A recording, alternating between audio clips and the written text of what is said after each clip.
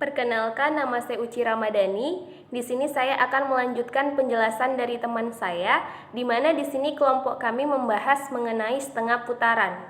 Jadi di sini saya akan membahas mengenai setengah putaran adalah suatu isometri. Jadi di sini kita akan membuktikan apakah setengah putaran itu adalah suatu isometri atau bukan. Di mana syarat isometri itu ada 3. Yang pertama, isometri mempertahankan jarak. Yang kedua, isometri mempertahankan besar sudut. Dan yang ketiga, isometri mempertahankan kesejajaran. Langsung saja kita masuk pada pembuktiannya.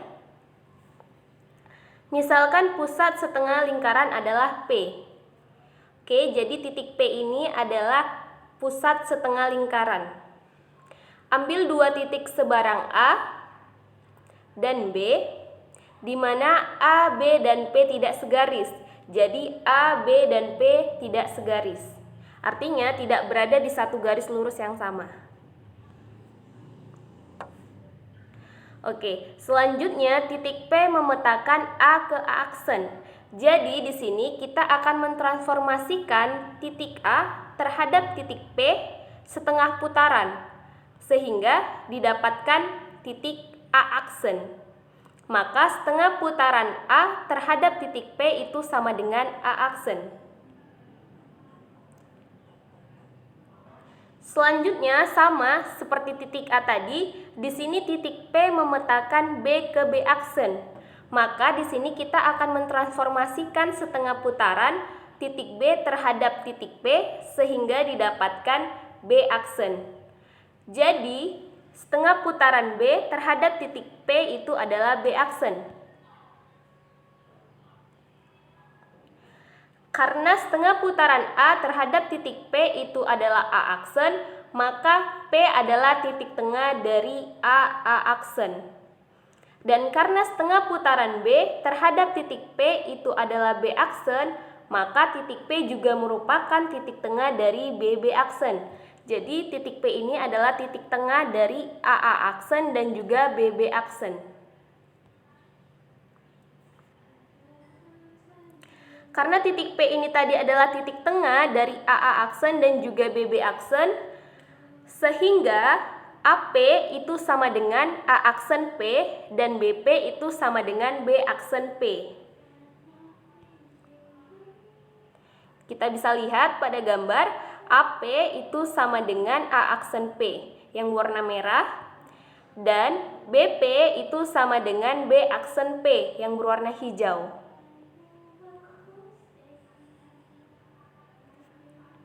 Oke, selanjutnya perhatikan sudut A aksen PB aksen yang berwarna hijau dan sudut BPA yang berwarna merah. Kedua sudut ini bertolak belakang. Ketika dua sudut bertolak belakang, itu artinya mempunyai besar yang sama. Sehingga dapat kita simpulkan sudut A aksen PB aksen itu sama dengan sudut BPA. Dari pernyataan di atas, maka menurut aksioma sisi sudut sisi, kita bisa sebut segitiga A aksen PB aksen yang berwarna hijau itu kongruen dengan segitiga BPA yang berwarna merah. Kenapa?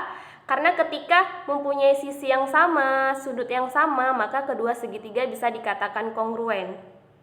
Karena kedua segitiga ini tadi kongruen, maka AB itu sama dengan A aksen B aksen.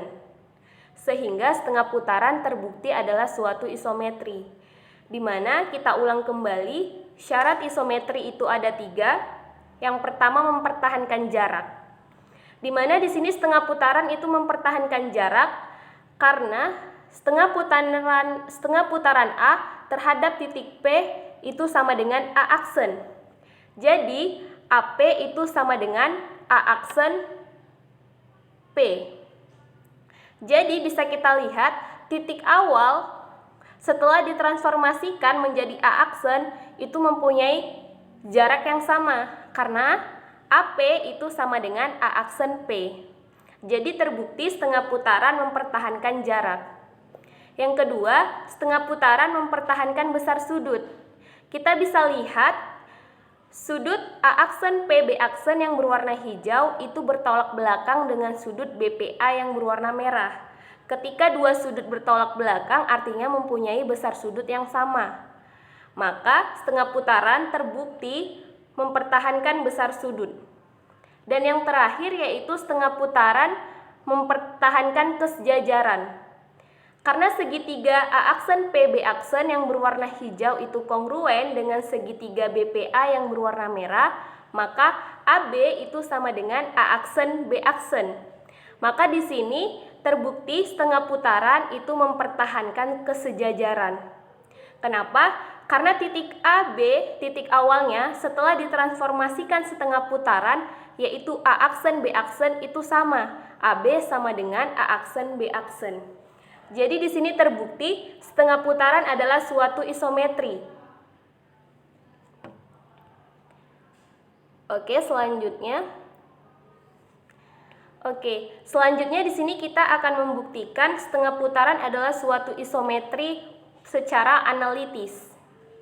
Misalkan titik A itu sama dengan X1 Y1, maka A aksennya yaitu X1 aksen Y1 aksen. Di mana titik B itu sama dengan X2 Y2, maka B aksennya yaitu X2 aksen dan Y2 aksen.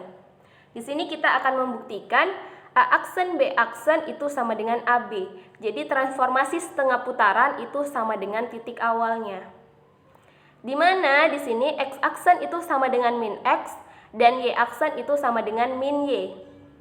Sehingga AB sama dengan akar X2 dikurang X1 pangkat 2 ditambah Y2 dikurang Y1 pangkat 2. Sedangkan A aksen B aksen itu sama dengan akar X2 aksen dikurang X1 aksen pangkat 2 ditambah Y2 aksen dikurang Y1 aksen pangkat 2. A aksen B aksen sama dengan akar X2 aksen dikurang X1 aksen pangkat 2 ditambah Y2 aksen dikurang Y1 aksen pangkat 2 sama dengan, karena X aksen sama dengan min X dan Y aksen sama dengan min Y, sehingga X2 min X2 ditambah X1 pangkat 2 ditambah min Y2 ditambah Y1 pangkat 2 sama dengan akar min dikali X2 dikurang X1 pangkat 2 ditambah min dikali Y2 dikurang Y1 pangkat 2. Sehingga didapatkan hasilnya sama dengan akar X2 dikurang X1 pangkat 2 ditambah Y2 dikurang Y1 pangkat 2. Di mana X2 dikurang X1 pangkat 2 ditambah Y2 dikurang Y1 pangkat 2 itu sama dengan AB. Jadi terbukti A aksen B aksen itu sama dengan AB. Karena A aksen B aksen itu sama dengan AB, maka terbukti setengah putaran adalah suatu isometri. Jadi kita telah buktikan secara analitis bahwasanya setengah putaran memanglah suatu isometri. Oke, selanjutnya setengah putaran berkaitan dengan refleksi atau pencerminan. Setengah putaran bisa dikatakan sebagai pencerminan atau refleksi terhadap suatu titik. Jadi di sini kita akan membuktikan bahwa setengah putaran P terhadap titik A itu sama dengan 2 kali pencerminan P terhadap garis K dan juga G. Jika G tegak lurus dengan K dan berpotongan di A. Jadi di sini kita akan membuktikan apakah setengah putaran itu sama dengan 2 kali pencerminan. Di sini kita akan membuktikan menggunakan GeoGebra. Oke, inilah tampilan GeoGebra. Jadi teman-teman bisa membuka GeoGebra itu secara online di Google atau mendownload aplikasinya di HP maupun di laptop ataupun komputer. Jadi di sini kita akan membuktikan apakah 2 kali pencerminan itu sama dengan setengah putaran atau setengah putaran itu sama dengan 2 kali pencerminan. Yang pertama di sini kita klik, kita pilih poin. Kita tentukan dulu titik tengahnya. Ini dia titik tengahnya adalah titik tengah atau titik pusatnya itu adalah A, yaitu 0,0. Selanjutnya kita ambil titik P.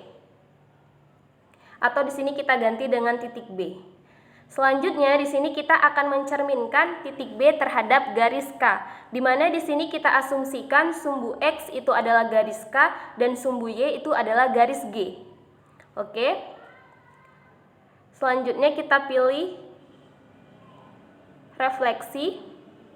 Kita klik titik B, kita cerminkan terhadap garis K atau sumbu X, sehingga didapatkan B aksen. Karena ini dua kali pencerminan, selanjutnya kita cerminkan kembali B aksen.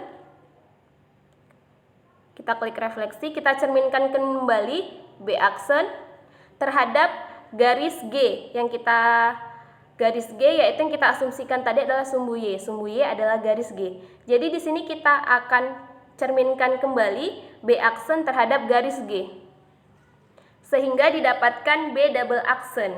Jadi kita sudah melakukan dua kali pencerminan titik B terhadap garis K dan selanjutnya terhadap garis G, sehingga didapatkan B double aksen, yaitu pada titik min 2, min 2. Selanjutnya kita akan melakukan transformasi setengah putaran. Kita pilih rotasi, kita klik titik B terhadap titik A. Oke. Karena setengah putaran itu adalah 180 derajat, maka kita tulis 180 derajat. Oke. Selanjutnya oke. Oke, didapatkan B1 aksen. Oke, bisa lihat di pojok kiri, dua kali pencerminan itu adalah B double aksen dengan titik min 2, min 2. Dan transformasi setengah putaran itu adalah B1 aksen, di mana titiknya adalah min 2, min 2, berada di titik yang sama. Jadi di sini dapat kita lihat terbukti bahwa setengah putaran itu sama dengan dua kali pencerminan. Jadi kesimpulannya, setengah putaran titik B terhadap titik A itu sama dengan dua kali pencerminan B terhadap garis K dan juga G. Jadi setengah putaran itu sama dengan dua kali pencerminan. Oke, demikian penjelasan dari saya. Jadi kesimpulan dari yang saya jelaskan, di mana setengah putaran itu adalah suatu isometri, dan yang kedua, setengah putaran itu sama dengan dua kali pencerminan. Demikian penjelasan dari saya. Penjelasan selanjutnya akan dilanjutkan oleh teman saya.